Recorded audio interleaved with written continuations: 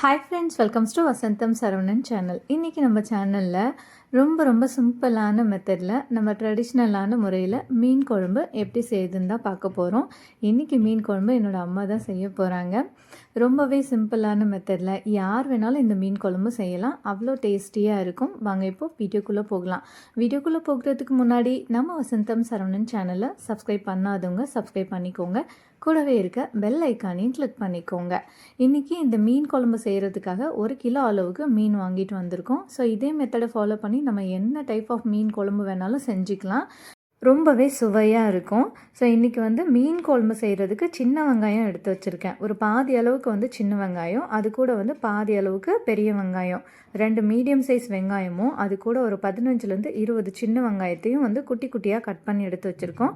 ஒரு 3 medium size தக்காளி, அது கூட கொஞ்சமாக கொத்தமல்லி, இது எல்லாத்தையும் பொடியாக கட் பண்ணி எடுத்து வச்சுருக்கோம். இப்போ அடுத்ததாக ஸ்டவ் ஆன் பண்ணிவிட்டு ஒரு வானலியை ஹீட் பண்ணி வச்சுருக்கோம்.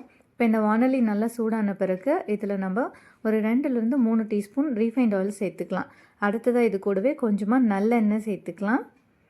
எப்போவுமே மீன் குழம்பு பண்ணுறதுக்கு நல்லெண்ணெய் சேர்த்து செய்யும்போது ரொம்பவே சுவையாக இருக்கும். மீன் குழம்பு முழுசுமே கூட நம்ம நல்லெண்ணெய் பயன்படுத்தி செஞ்சுக்கலாம். ஆனால் நான் இன்றைக்கி ஒரு 2லேருந்து 3 டீஸ்பூன் ரீஃபைண்ட் ஆயில் சேர்த்துட்டு கூடவே கொஞ்சமாக நல்லெண்ணெய் சேர்த்துக்கிட்டேன். இப்போ எண்ணெய் நல்லா காஞ்சிட்ட பிறகு இதில் கொஞ்சமாக கடுகு சேர்த்துக்கலாம். கடுகு நல்லா பொரிஞ்சிட்ட பிறகு அடுத்ததாக இதில் கொஞ்சமாக வெந்தயம் சேர்த்துக்கிறோம். 1 டீஸ்பூன் அளவுக்கு வெந்தயம் சேர்த்துக்கலாம். வெந்தயம் கரிஞ்சிடக்கூடாது, அதனால் ஸ்டவ்வை மீடியம் ஃப்ளேமோட கொஞ்சம் கம்மியாக வச்சுக்கலாம். அடுத்ததாக இது கூட 1 டீஸ்பூன் அளவுக்கு ஜீரகமும் சேர்த்துருக்கோம். இப்போ நம்ம கட் பண்ணி வச்சுருக்க வெங்காயத்தை சேர்த்துக்கலாம். சின்ன வெங்காயம், மீடியம் பெரிய சைஸ் வெங்காயம், இது எல்லாத்தையுமே சேர்த்துக்கலாம். சேர்த்துட்டு இதை நல்லா வதக்கி விட்டுக்கலாம். இப்போ வெங்காயம் வதங்குறதுக்காக இதில் நம்ம கொஞ்சமாக உப்பு சேர்த்து வதக்கினோம்னா சீக்கிரத்திலே வதங்கி வந்துடும். மீன் குழம்புக்கு எப்போவும் சின்ன வெங்காயம் பயன்படுத்தி செஞ்சோம்னா இன்னுமே கூடுதல் சுவையாக இருக்கும். அப்படி இல்லாத பட்சத்தில் நம்ம பெரிய வெங்காயத்தை பயன்படுத்தி இதே மெத்தடில் மீன் குழம்பு செஞ்சுக்கலாம். இப்போ வெங்காயம் நல்லா வதங்கிட்ட பிறகு நம்ம கட் பண்ணி வச்சுருக்க தக்காளியை இது கூட சேர்த்துக்கலாம். மீன் குழம்புக்கு வெங்காயமும் தக்காளியும் நல்லா வதங்கி வரணும். நம்ம அரைச்சி விட்டால் எப்படி இருக்குமோ அந்த அளவுக்கு வதங்கி வரணும். அரைச்சி சேர்த்தோம்னா அதோட டேஸ்ட்டு அந்த அளவுக்கு நல்லா இருக்காது. பொடியாக வெங்காயம் தக்காளியை நல்லா நறுக்கி அதை நல்லா வதக்கி அது கொஞ்சம் நல்லா கிரேவி கன்சிஸ்டன்சிக்கு வர அளவுக்கு நம்ம வதக்கி எடுத்துக்கணும். இப்போது 2 கொத்த அளவுக்கு கருவேப்பிலை சேர்த்துக்கலாம். இது எல்லாத்தையும் சேர்த்துட்டு நல்லா வதக்கி விட்டுக்கலாம். மீன் குழம்புக்கு கருவேப்பிலை இதெல்லாம் சேர்த்து தாளிக்கிறது ரொம்பவே மணமாக இருக்கும். இப்போ இதை அப்படியே வதங்கிட்டுருக்கட்டும். அதுக்குள்ளே நம்ம மீன் குழம்புக்கு தேவையான அளவுக்கு புளி எடுத்து ஊற வச்சுக்கலாம். ஒரு சின்ன எலுமிச்சம்பழ அளவுக்கு புளி எடுத்து ஊற வச்சுருக்கேன்.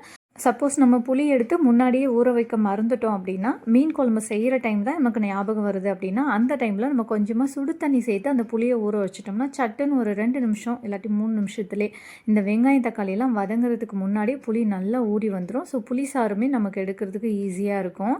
நிறைய டைம் நம்ம மறந்துடுவோம். ஏன்னா ஏதாவது வேலை செஞ்சுட்டே புளி மட்டும் ஊற வைக்கிறதுக்கு நம்ம மறந்துடுவோம். ஆன் ஸ்பாட்டில் தான் நமக்கு ஞாபகம் வரும். அந்த டைமில் நம்ம கொஞ்சமாக சுடு தண்ணி எடுத்து நம்ம அதில் ஊற்றிட்டோம்னா சட்டுன்னு ஒரு 2 நிமிஷத்துலேயே அது நல்லா ஊறி வந்துடும்.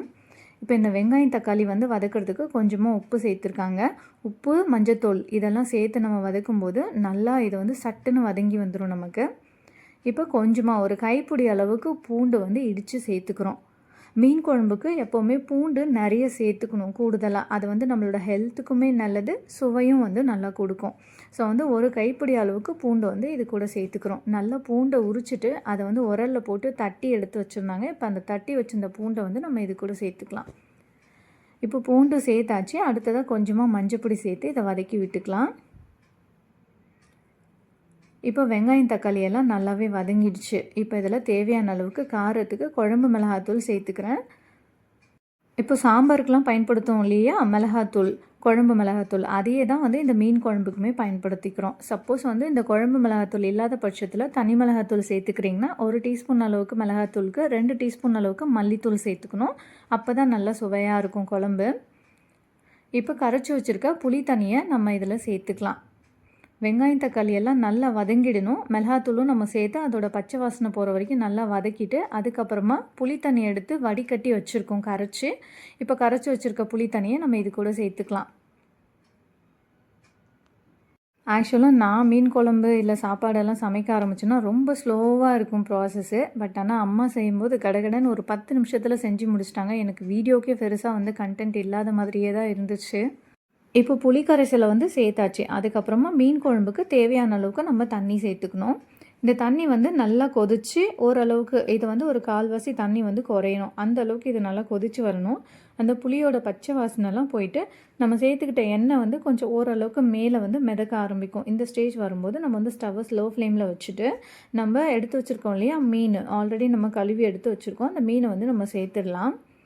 மீன் குழம்பு வந்து எப்போவும் ரொம்பவும் தண்ணியாக இல்லாமல் ரொம்பவும் கெட்டியாகவும் இல்லாமல் கொஞ்சம் மீடியம் லெவலில் நம்ம வச்சுக்கிட்டோம்னா சாப்பிட்றதுக்கு ரொம்பவே சுவையாக இருக்கும். இப்போ வந்து எண்ணெயெல்லாம் பிரிஞ்சு வர ஆரம்பிச்சிடுச்சா, இந்த ஸ்டேஜில் நம்ம வந்து கழுவி வச்சுருக்க மீனை சேர்த்துருவோம். மீனை சேர்க்கும் போது கண்டிப்பாக ஸ்டவ்வை வந்து ஸ்லோ ஃப்ளேமில் வச்சிடணும். 1 கிலோ அளவுக்கு இன்றைக்கி மீன் எடுத்திருக்கோம். ஸோ அப்போ இந்த மீனை வந்து ஒவ்வொன்றா நம்ம இதில் அழகாக மெதுவாக சேர்த்துக்கலாம். மீனை சேர்த்துட்டு நம்ம அதை அப்படியே மூடி போட்டு வச்சிடலாம். ஒரு 5 நிமிஷம் வந்து இது சிம்லேயே வந்து வேகட்டும். மேக்ஸிமம் வந்து மீன் ஒரு 5 நிமிஷத்துலேயே வெந்துடும். அதுக்கு மேலே நம்ம வேக வச்சாலும் மீன் வந்து அப்படியே உடஞ்சி போயிடும். மீன் குழம்பு வந்து எப்போவுமே செஞ்ச உடனே சாப்பிட்றத விடவும் நம்ம வந்து ஒரு காலையில் செஞ்சுட்டு மத்தியான டைமில் இல்லாட்டி ஈவினிங் டைமில் அந்த மாதிரி சாப்பிடும்போது இன்னுமே கூடுதல் சுவையாக இருக்கும். இந்த உப்பு, புளி, காரம் இதெல்லாம் அந்த மீனில் வந்து இறங்கி நல்லாவே டேஸ்டியாக இருக்கும். அதுவும் முன்னாடி நாளே செஞ்சு வச்ச மீன் குழம்பு மறுநாள் எடுத்து நம்ம சாப்பிடும்போது அவ்வளோ சுவையாக இருக்கும். ஸோ கண்டிப்பாக வந்து மீன் குழம்பு செஞ்ச உடனே சாப்பிட்றத காட்டிலும் கொஞ்சம் நேரம் கழித்து சாப்பிட்டு பாருங்கள். இதோட சுவை அப்போ தான் நமக்கு வந்து தெரியும்.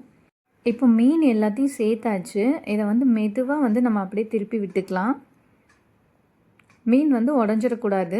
மேக்ஸிமம் குழம்புல போடும்போதே சட்டுன்னு வெந்துடும். அதனால் திருப்பி விடும்போது மெதுவாக இதை நம்ம திருப்பி விட்டுக்கலாம். இதுக்கப்புறம் கரண்டியெல்லாம் வச்சு நம்ம வந்து கிண்டிகிட்டே இருக்கக்கூடாது. ஸோ அந்த மாதிரி செய்யும்போது மீன் உடஞ்சி அதில் இருக்க முள்ளெல்லாம் பார்த்திங்கன்னா நமக்கு குழம்புலே வந்து இறங்கிடுற மாதிரியே இருக்கும். அதனால் மெதுவாக வந்து இந்த மாதிரி மீன் குழம்புல அந்த மீன் வந்து மூழ்கி இருக்க மாதிரி நம்ம பார்த்துக்கணும். இப்போ இதை அப்படியே நம்ம மூடி போட்டு வச்சிடலாம். மூடி போட்டு வச்சுட்டு ஒரு 5 நிமிஷம் கழித்து இதை ஓப்பன் பண்ணி பார்க்கலாம். ஸ்டவ்வை கொஞ்சம் வந்து மீடியம் ஃப்ளேமை விட கம்மியாக வந்து வச்சுக்கலாம். இப்போ மீன் சேர்த்து ஒரு 5 நிமிஷம் ஆயிடுச்சு. ஸோ நான் மூடி போட்டு வேக வச்சுருந்தேன். அதுக்கப்புறமா இதை ஓப்பன் பண்ணி பார்த்தோம்னா நல்லா கொஞ்சம் எண்ணெய்லாம் பிரிஞ்சு வர ஆரம்பிச்சிருக்கு.